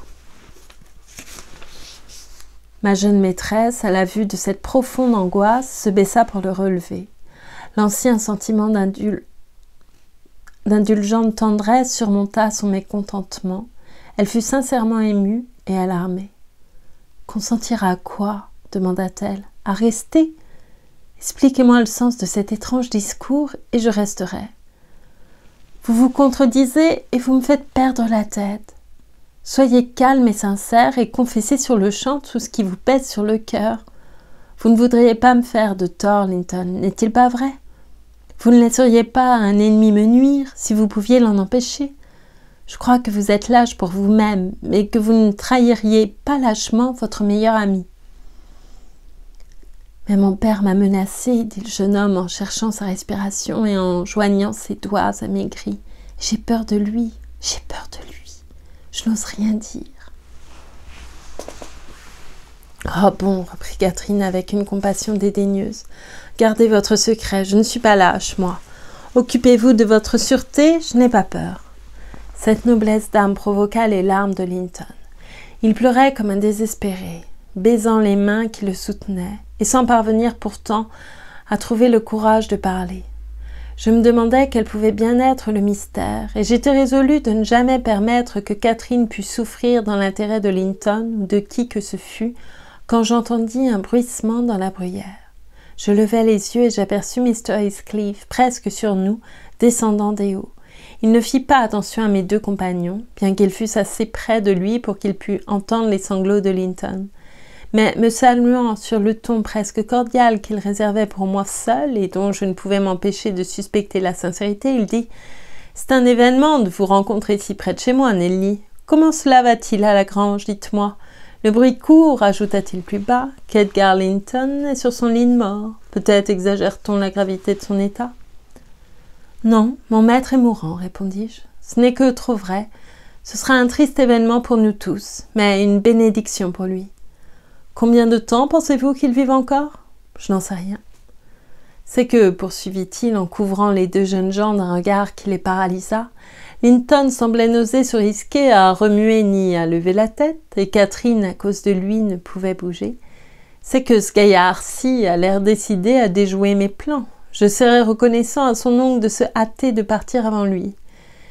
Et y a-t-il longtemps que cet animal se livre à ce petit jeu? Je lui ai pourtant donné quelques leçons au sujet de ses pleurnicheries. Est-il un peu gai en général quand il est avec Miss Linton? Gai? Non. Il a l'air d'être dans le plus profond abattement. À le voir, je dirais qu'au lieu de se promener dans la montagne avec sa bien-aimée, il devrait être dans son lit entre les mains d'un médecin. Il y sera dans un jour ou deux, murmura Heathcliff. Mais auparavant... Debout, Linton! Debout! Cria-t-il. Ne te vautre pas par terre, debout à l'instant. Linton s'était affaissé, en proie à une nouvelle crise de terreur insurmontable, provoquée par le regard de son père, je suppose. Rien d'autre n'aurait pu déterminer un pareil accablement. Il fit plusieurs efforts pour obéir, mais son peu de force était annihilé pour le moment, et il retomba en gémissant. Mr. Heathcliff s'avança, le souleva et l'adossa comme un talus gazonné. « Allons, dit-il avec une férocité contenue, je vais me fâcher, et si tu ne maîtrises pas cette pusillanimité, le diable t'emporte. Debout, sur le champ. »« Oui, mon père, haleta-t-il. Seulement laissez-moi seul ou je vais m'évanouir. J'ai fait ce que vous vouliez, je vous assure. Catherine vous dira que j'ai été gai. Ah, restez près de moi, Catherine, donnez-moi votre main. »« Prends la mienne, dit son père. Tiens-toi sur tes jambes. Bon. Maintenant, elle va te prêter son bras. C'est bien, regarde-la. Vous pourriez croire que je suis le diable même, Miss Linton, pour exciter une pareille horreur. Ayez l'obligeance d'aller jusqu'à la maison avec lui, voulez-vous? Il frissonne quand je le touche. Linton, mon cher Linton, dit Catherine à voix basse, je ne peux pas aller à Hurlevent, papa me l'a défendu. Il ne vous fera pas de mal, pourquoi avez-vous si grand peur? Je ne puis pas rentrer dans cette maison, il est impossible que j'y rentre sans vous. Halte, cria son père, respectons les scrupules filiaux de Catherine. Nelly, faites-le rentrer, je vais suivre sans délai votre avis concernant le docteur. Vous ferez bien, répliquai-je, mais il faut que je reste avec ma maîtresse. M'occuper de votre fils n'est pas mon affaire.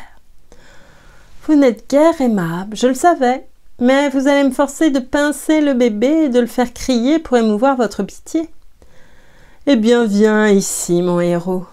Veux-tu rentrer avec moi?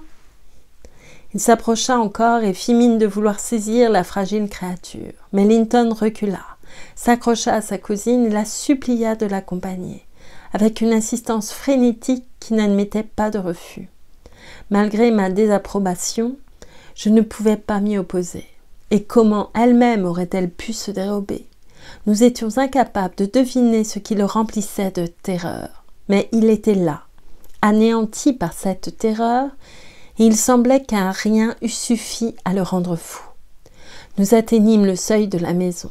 Catherine entra, et j'étais restée dehors, attendant qu'elle eût conduit l'invalide à son fauteuil, et pensant la voir reparaître aussitôt, quand Mr. Heathcliff, me poussant en avant, s'écria « Ma maison n'est pas infectée de la peste, Nelly. Je me sens en veine d'hospitalité aujourd'hui. Asseyez-vous et permettez-moi de fermer la porte. » Il la ferma et tourna la clé. Je tressaillis. « Vous prendrez du thé avant de partir, ajouta-t-il. Je suis seul. Ayrton est allé aux Leas avec des bestiaux. Zilla et Joseph sont en excursion d'agrément. Quoique je sois habitué à la solitude, j'aime bien avoir quelques hôtes intéressants, quand je le puis. Miss Linton, asseyez-vous près de lui. Je vous donne ce que j'ai. Le présent n'est guère digne d'être accepté, mais je n'ai rien d'autre à offrir. C'est de Linton que je veux parler. Pourquoi cet air étonné? C'est étrange, mais je me sens pris de sauvagerie envers tout ce qui paraît avoir peur de moi. Si j'étais dans un pays où les lois fussent moins strictes et les goûts moins raffinés, je m'offrirais une lente vivisection de ces deux êtres, comme amusement d'une soirée. Il respira profondément, frappa sur la table et jura, en se parlant à soi-même. « Par l'enfer, je les hais !»« Je n'ai pas peur de vous, s'écria Catherine, qui n'avait pu entendre la fin de ce discours. Elle s'approcha tout près de lui.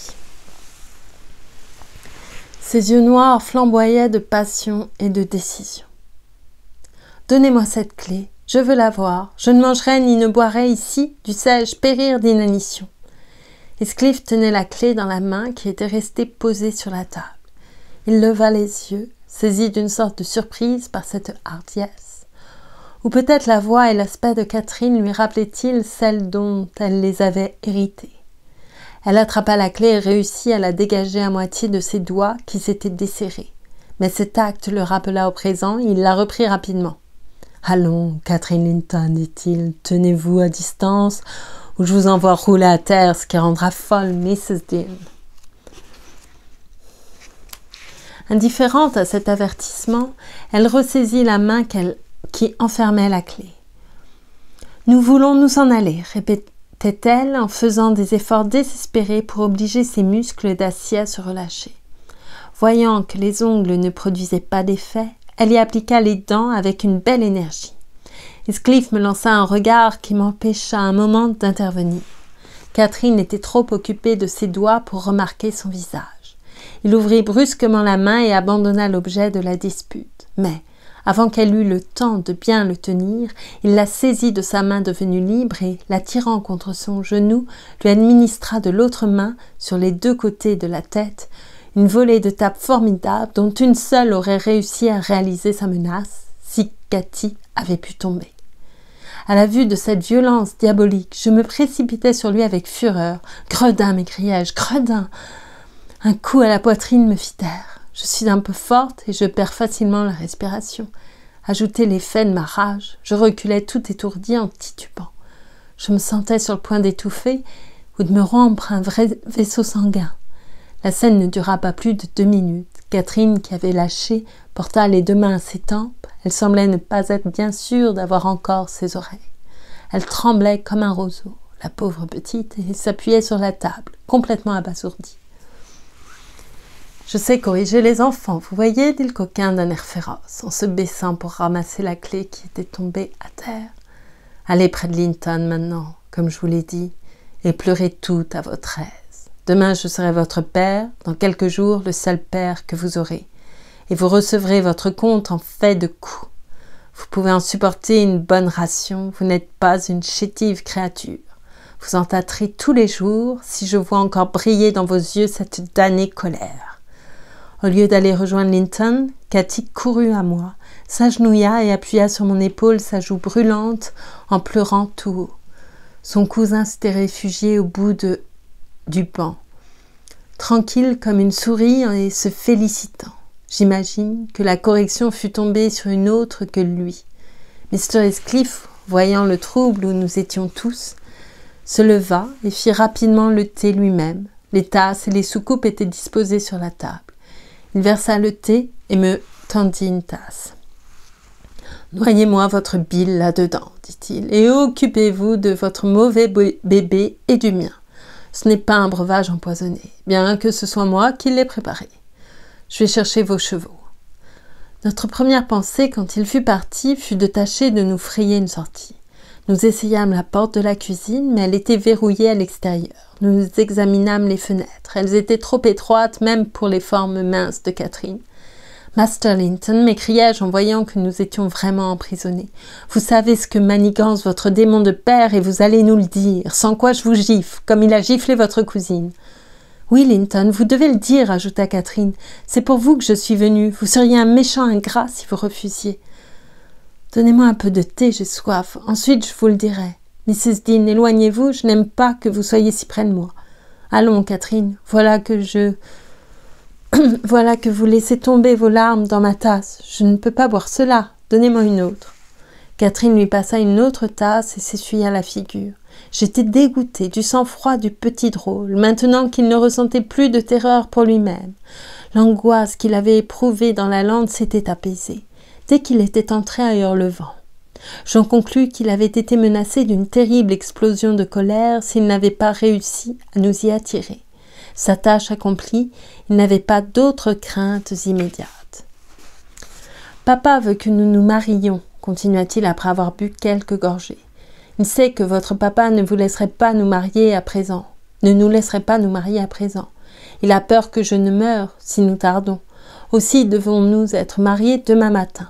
Vous resterez ici toute la nuit. Si vous faites ce qu'il désire, vous retournerez chez vous demain et vous m'emmènerez avec vous. » « Vous emmenez avec elle, misérable idiot » m'écriai-je. « Vous mariez ? Allons, l'homme est fou. » « Oui, nous croit folles toutes les deux. Vous figurez-vous que cette belle, vigoureuse, vaillante jeune fille va se lier à un petit singe agonisant comme vous ? Nourrissez-vous l'illusion que personne, sans parler de Miss Catherine Linton, voudrait vous avoir pour époux ? Vous mériteriez le fouet rien que pour nous avoir amenés ici avec vos comédies et vos lâches-piailleries. Et ne prenez pas cet air niais maintenant. J'ai bonne envie de vous secouer sérieusement pour votre méprisable traîtrise et votre imbécile vanité. » Je le secouai légèrement. Mais cela suffit à amener l'atout. Il recourut à ses gémissements et à ses pleurs habituels et Catherine me gronda. « Rester toute la nuit, non ?» dit-elle en regardant lentement autour d'elle. « Hélène, je mettrai le feu à cette porte, mais je sortirai. » Elle eût passé aussitôt de la menace à l'exécution si Linton n'eût de nouveau pris l'alarme pour son cher soi-même. Il la serra dans ses faibles bras en sanglotant. « Ne voulez-vous pas m'accepter et me sauver ? Ne voulez-vous pas me laisser venir à la grange ? Oh, ma Catherine chérie, il ne faut pas que vous partiez et que vous m'abandonniez en tout cas. Il faut que vous obéissiez à mon père, il le faut. Il faut que j'obéisse au mien et fasse cesser sa cruelle attente toute la nuit. Que penserait-il ? Il doit déjà être terriblement inquiet. Je sortirai de cette maison en brisant ou en brûlant quelque chose. Restez tranquille, vous n'êtes pas en danger. Mais si vous m'empêchez, Linton, j'aime papa plus que vous. » La frayeur mortelle que lui inspirait la colère de Mr. Heathcliff rendit au jeune homme l'éloquence de la lâcheté. Catherine était presque folle. Pourtant, elle persistait à vouloir rentrer chez elle et essaya à son tour les prières pour le persuader de dominer sa terreur égoïste. Pendant qu'ils étaient ainsi occupés, notre geôlier rentra. « Les bêtes se sont sauvées, dit-il. Eh bien, Linton, encore à pleurnicher, que t'a-t-elle fait ? Allons, finis et va te coucher. Dans un mois ou deux, mon gaillard, tu seras en état de lui rendre d'une main vigoureuse la monnaie de ses tyrannies d'à présent. Tu dépéris tout simplement d'amour, n'est-ce pas ? Ce n'est rien d'autre que cela, et elle t'acceptera. Allons, au lit. Zillah n'est pas là ce soir, il faudra que tu te déshabilles toi-même. Silence, qu'on ne t'entende plus. Une fois dans ta chambre, je ne viendrai pas te déranger. Inutile d'avoir peur. Par hasard, tu t'es tiré d'affaire à peu près convenablement. Le reste me regarde. » Tout en parlant, il tenait la porte ouverte pour laisser passer son fils. Celui-ci fit sa sortie exactement à la manière d'un épagnol qui soupçonnerait la personne qui le surveille de vouloir l'écraser perfidement. Heathcliff referma la porte à clé et s'approcha du feu, devant lequel ma maîtresse et moi nous nous tenions en silence. Catherine leva les yeux et porta instinctivement la main à sa joue. Le voisinage de notre hôte ravivait chez elle une pénible sensation.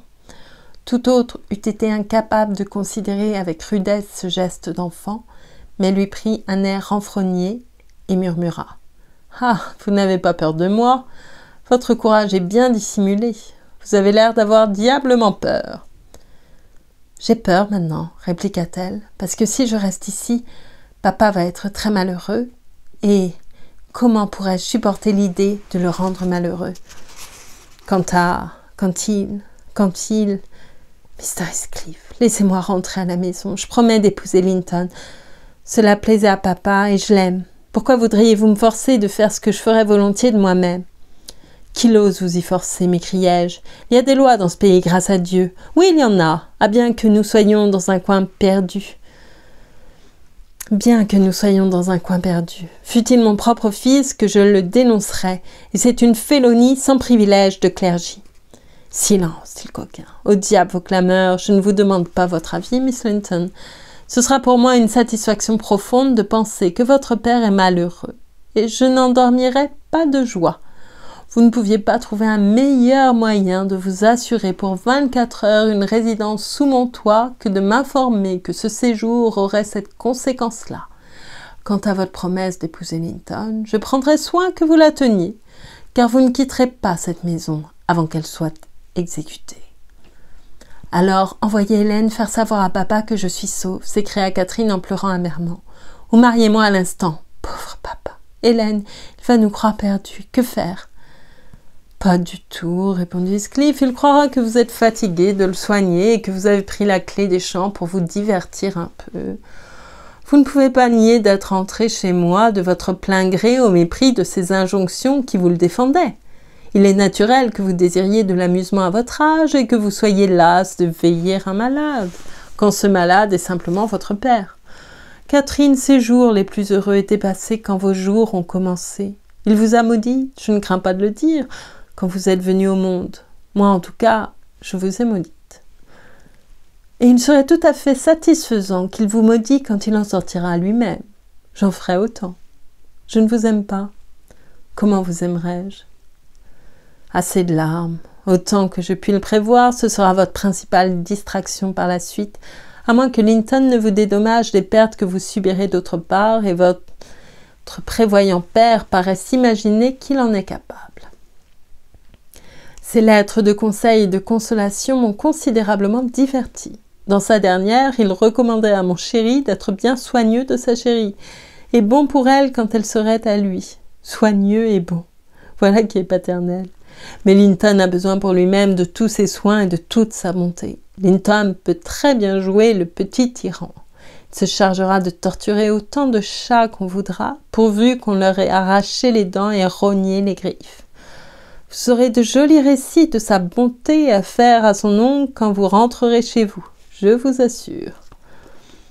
Sur ce point, vous avez raison, dis-je. Expliquer le caractère de votre fils, montrer sa ressemblance avec le vôtre. Et alors j'espère que Miss Cathy regardera 2 fois avant d'accepter ce cadeau empoisonné. Je n'ai pas besoin d'insister pour le moment sur ses aimables qualités, car elle doit l'accepter ou demeurer prisonnière, et vous avec elle, jusqu'à la mort de votre maître. Je puis vous retenir ici toutes 2, parfaitement cachées. Si vous en doutez, encouragez-la à reprendre sa parole, et vous aurez l'occasion d'en juger. Je ne reprendrai pas ma parole, dit Catherine. Je l'épouserai avant 1 heure d'ici, si je puis ensuite retourner à Thrushcross Grange. Mr. Heathcliff, vous êtes un homme cruel, mais vous n'êtes pas un démon. Et vous ne voudrez pas, par pure méchanceté, détruire irrévocablement tout mon bonheur. Si papa croyait que je l'ai abandonné avec intention, et s'il mourait avant mon retour, comment pourrais-je supporter l'existence? J'ai fini de pleurer, mais je vais me mettre à genoux, là, devant vous, et je ne me relèverai pas, et mes yeux ne quitteront pas votre visage, que vous ne m'ayez regardé aussi. Non, ne vous détournez pas. Regardez-moi. Vous ne verrez rien qui puisse vous fâcher, je ne vous hais pas, je ne suis pas irritée que vous m'ayez frappé. N'avez-vous jamais aimé personne dans votre vie, mon oncle? Jamais? Ah, il faut bien que vous finissiez par me regarder. Je suis si misérable que vous ne pouvez vous empêcher d'être attristé et de me plaindre. Enlevez-moi ces doigts de lézard et allez-vous-en, ou je vous envoie promener d'un coup de pied, cria Heathcliff en la repoussant brutalement. J'aimerais mieux être enlacé par un serpent. Comment diable pouvez-vous songer à me cajoler? Je vous abhorre. Il haussa les épaules, se secoua comme si l'aversion qu'il éprouvait pour elle lui eût donné la chair de poule et recula sa chaise. Je me levai et j'ouvrais la bouche pour me répandre en invectives contre lui quand, au milieu de ma première phrase, je fus rendue muette par la menace d'être enfermée seule dans une chambre à la prochaine syllabe que je prononcerais. Il commençait à faire sombre. Nous entendîmes un bruit de voix à la porte du jardin. Notre hôte courut aussitôt dehors. Il avait toute sa présence d'esprit, lui. Nous n'avions pas la nôtre. Il eut une conversation de 2 ou 3 minutes, puis il revint seul. Je pensais que c'était votre cousin Ayrton, fis-je, observé à Catherine. Je voudrais bien qu'il arrivât. Qui sait s'il ne prendrait pas notre parti? C'était 3 domestiques envoyés de la grange à votre recherche, dit Heathcliff, qui m'avait entendu. Vous auriez dû ouvrir une fenêtre et appeler, mais je jurerais que cette mioche est contente que vous n'en ayez rien fait. Elle est heureuse d'être obligée de rester, j'en suis certain. En apprenant la chance que nous avions laissé échapper, nous donnâmes cours toutes 2 sans contrôle à notre chagrin. Il nous abandonna à nos lamentations jusqu'à 9 heures. Alors il nous invita à monter, en passant par la cuisine, dans la chambre de Zillah. Je dis tout bas à ma compagne d'obéir. Peut-être, une fois là, pourrions-nous arriver à nous enfuir par la fenêtre ou à passer dans un grenier d'où nous sortirions par la lucarne. Mais la fenêtre était étroite, comme celle du bas, et la trappe du grenier était à l'abri de nos tentatives. Nous étions enfermés comme auparavant. Nous ne nous couchâmes ni l'une ni l'autre. Catherine s'installa près de la fenêtre et attendit anxieusement le jour. Un profond soupir fut la seule réponse que j'obtins aux fréquentes prières que je lui fis d'essayer de se reposer. Moi-même, je m'assis sur une chaise où je ne cessais de m'agiter en portant de sévères jugements sur mes nombreux manquements à mon devoir. Manquements dont venaient, j'en fus alors frappé, tous les malheurs de mes maîtres. En réalité, c'était une erreur, je le sais aujourd'hui.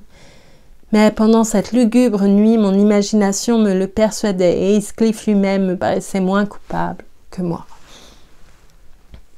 À 7 heures, il vint demander si Miss Linton était levée. Elle courut aussitôt à la porte et répondit « Oui ». Ici alors, dit-il en ouvrant, et il la tira dehors. Je me levai pour la suivre, mais il referma à clé. Je demandai à être relâché. « Un peu de patience, répliqua-t-il. Je vous enverrai votre déjeuner dans un instant. » Je frappai du poing sur le battant. Je secouai le loquet avec rage. Catherine demanda pourquoi j'étais tenue enfermée. Il répondit que je n'avais qu'à m'arranger pour supporter ma réclusion 1 heure encore, et ils s'éloignèrent. J'eus à le supporter 2 ou 3 heures. Enfin, j'entendis un pas. Ce n'était pas celui de Heathcliff. « Je vous ai apporté quelque chose à manger, dit une voix. Ouvrez la porte. » J'obéis vivement et j'aperçus Hareton, chargé d'assez de vivres pour toute une journée. « Prenez, ajouta-t-il en me poussant un plateau dans les mains. « Restez 1 minute, commençai-je. »« Non, criait-il. » Il se retira sans prêter attention à aucune des prières que je puis lui prodiguer pour le retenir. Je restai enfermé là toute la journée et toute la nuit suivante, et encore une autre, et encore une autre. J'y restai 5 nuits et 4 jours en tout, sans voir personne que Hareton 1 fois tous les matins. C'était le modèle des geôliers, sombre, muet et sourd à toutes mes tentatives pour émouvoir ses sentiments de justice ou de compassion. Et c'est la fin du chapitre 27.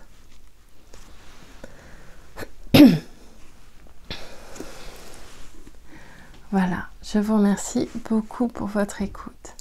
J'espère que ça n'était pas trop pénible, j'espère que mes cheveux n'ont pas trop touché le micro, il n'y a pas trop de bruissement.